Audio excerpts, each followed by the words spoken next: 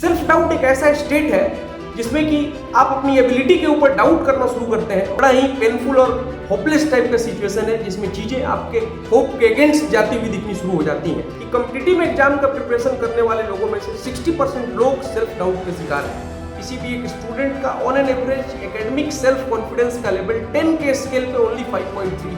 आज हम एक और इमोशनल चैलेंज के ऊपर बात करेंगे जिसे कि जेईई या नीट प्रिपेयरिंग स्टूडेंट अपने प्रोफेशनल जर्नी के दौरान फेस करता है, और वो इमोशनल चैलेंज है self doubt leading to lack of confidence. Self doubt एक ऐसा स्टेट है जिसमें कि आप अपनी एबिलिटी के ऊपर डाउट करना शुरू करते हैं और आपको ऐसा लगना शुरू हो जाता है कि जो टारगेट आपने सेट किया था शायद उसे आप अचीव नहीं कर पाएंगे। बड़ा ही पेनफुल और होपलेस टाइप का सिचुएशन है जिसमें चीजें आपके होप के अगेंस्ट जाती हुई दिखनी शुरू हो जाती हैं। आपके सामने मैं कुछ फैक्ट्स रखूंगा। Indian journal of health and wellbeing ने एक स्टडी किया जिसमें उसने पाया कि कॉम्पिटिटिव एग्जाम का प्रिपरेशन करने वाले लोगों में से 60% लोग सेल्फ डाउट के शिकार हैं। ब्रेनली इंडिया ने भी एक सर्वे किया है जिसमें उसने पाया कि एग्जाम टाइम में किसी भी एक स्टूडेंट का on an average academic self confidence का लेवल 10 के स्केल पे ओनली 5.3। साइकोलॉजिस्ट लोग एक टर्म डिफाइन करते हैं जिसे बोलते हैं इम्पोस्टर सिंड्रोम।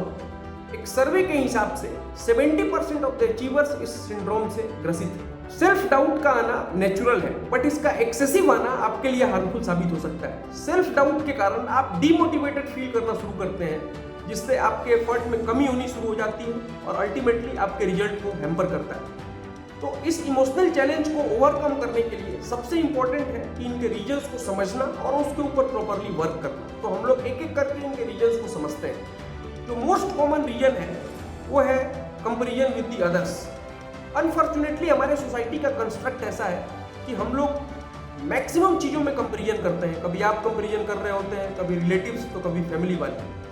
लेट्स से आपको किसी एग्जाम में मार्क्स आया और आपने किसी दूसरे स्टूडेंट से कंपैरिजन करना शुरू कर दिया जिसको कि ज़्यादा मार्क्स आया है। आप इस बात को बताइए कि क्या ऐसा करने से आपका कुछ फायदा हो रहा है? अल्टीमेटली आप ही टेंशन ले रहे हैं, लोड लेकर के परेशान हो रहे हैं। बजाय कंपैरिजन के अगर आपने अपने ऊपर काम करना शुरू कर दिया होता तो डेफिनेटली चीज़ें इंप्रूव हो जाती। जो सेकंड रीजन है वो है negative self talk. Let's say आप कोई चैप्टर पढ़ रहे हैं, उसमें से सवाल बनाना शुरू किया और उसमें से बैक टू बैक 5 से 7 सवाल आप नहीं सॉल्व कर पाए। फिर आप अपने आप से नेगेटिव टॉक करना शुरू कर देंगे। आप अपने आप से सवाल पूछना शुरू कर देंगे, क्या आपकी एबिलिटी है इतनी, क्या आप एग्जाम क्रैक कर पाएंगे, कहीं आपने गलत डिसीजन तो नहीं ले लिया, कहीं आप मनी और टाइम दोनों तो वेस्ट नहीं कर रहे हैं। ऐसे निगेटिव थॉट्स दिमाग में आने शुरू हो जाते हैं जिससे अल्टीमेटली आप ही का लॉस है। बजाय इसके अगर आप इस चीज़ को एडमिट कर लीजिए कि ठीक है अभी नहीं हो रहा है, बट आप कॉन्स्टेंटली एफर्ट अगर डालते रहे तो चीज़ें इंप्रूव हो सकती हैं। जो तीसरा रीजन है वो है फिक्स्ड माइंडसेट, यानी आप ये मान करके बैठे हुए हैं कि आपके दिमाग की एबिलिटी फिक्स है, इससे ज़्यादा आप कुछ कर नहीं सकते। जबकि कॉन्स्टेंटली रिसर्च पेपर्स इस चीज़ को सजेस्ट करते हैं कि दिमाग जो है वो इलास्टिक नेचर का है, मतलब कॉन्स्टेंट एफर्ट से इसकी एबिलिटी को बढ़ाया जा सकता है। आप खुद सोच करके देखिए कि जो भी साइंटिफिक इवोल्यूशन हो रहा है, डिस्कवरीज हो रहा है, इन्वेंशन हो रहा है, अगर आदमी यही मान करके बैठ जाए कि इसकी कैपेबिलिटी इतनी ही है, इससे ज़्यादा ये कुछ नहीं कर सकता है, तो ये जितना प्रोग्रेस हो रहा है साइंटिफिक, क्या ये हो पाता? नहीं हो पाता डेफिनेटली। तो अगर यहाँ एफर्ट लगाने से चीज़ें इंप्रूव हो रही हैं, तो अगर आपने भी अगर अपने दिमाग के ऊपर एफर्ट डालना शुरू किया तो आपके भी फेवर में चीज़ें आ सकती हैं, आपका भी दिमाग का लेवल डेफिनेटली इंप्रूव हो सकता है। इसके बाद जो नेक्स्ट रीजन है वो ये है कि हमारा ज़्यादातर फोकस जो है वो फाइनल आउटपुट पे रहता है। हम जो है वो प्रोसेस में बिलीव नहीं करते हैं, या फिर दूसरे वर्ड में हमारा ध्यान डेस्टिनेशन की ओर जाता है और हम पाथवे जर्नी जो है उसको एंजॉय नहीं करते हैं, उसमें पूरा एफर्ट नहीं डालते हैं। लेट्स से किसी आदमी को बॉम्बे टू दिल्ली जाना है, वो घर से निकला और हर 1 किलोमीटर चलने के बाद वो रुक जाता है और आने जाने वाले से पूछता है कि क्या ये रास्ता मुंबई जाएगा क्या। फिर वो गूगल मैप में देखना शुरू हो जाता है, फिर अपने आप से क्वेश्चन शुरू करता है कि क्या वो मुंबई पहुंच पाएगा, मुंबई पहुंच पाए। अगर वो ऐसा ही करता रहा तो उसी को मुंबई पहुंचने में देरी होगी, जिससे अल्टीमेटली उसी का लॉस है। अगर वो अपना पूरा एफर्ट रास्ते में डालता तो हो सकता था कि वो टाइमली पहुंच जाए मुंबई। नेक्स्ट जो रीजन है वो ये है कि हमारे दिमाग का ऐसा फ्रेमवर्क बना हुआ है कि हम लोग को सिर्फ सर्टेनिटी चाहिए। हम मानने के लिए तैयार ही नहीं है कि अनसर्टेनिटी भी एग्जिस्ट करता है।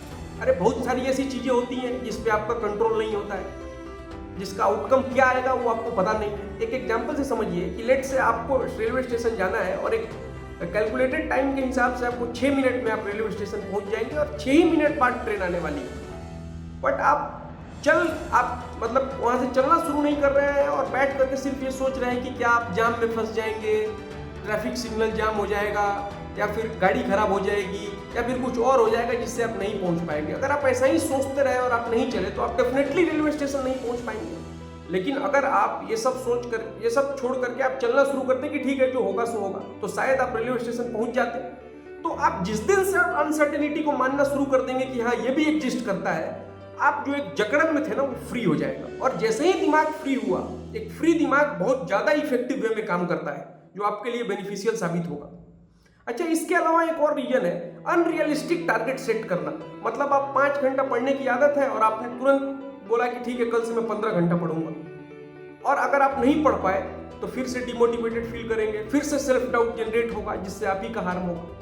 तो इसके बजाय आप रियलिस्टिक टारगेट सेट करिए कि 5 से 7, 7 से 9, 9 से 11, ऐसा करते करते धीरे धीरे कुछ दिनों में 15 घंटा पढ़ लेंगे। ऐसा अगर आप करेंगे तो टारगेट भी अचीव हो जाएगा और दिमाग परेशान भी नहीं होगा। तो मैंने बहुत सारे रीजन्स उसके बारे में बात की और हम लोगों ने उस पर अगर प्रॉपरली काम किया, जैसे कि रियलिस्टिक टारगेट सेट करना, दिमाग की कैपेबिलिटी पे बिलीव करना, या फिर आप कंपैरिजन नहीं करना, निगेटिव सेल्फ टॉक नहीं करना, इस प्रकार की चीज़ों पे अगर आप काम करेंगे तो डेफिनेटली आपका इंप्रूवमेंट होगा।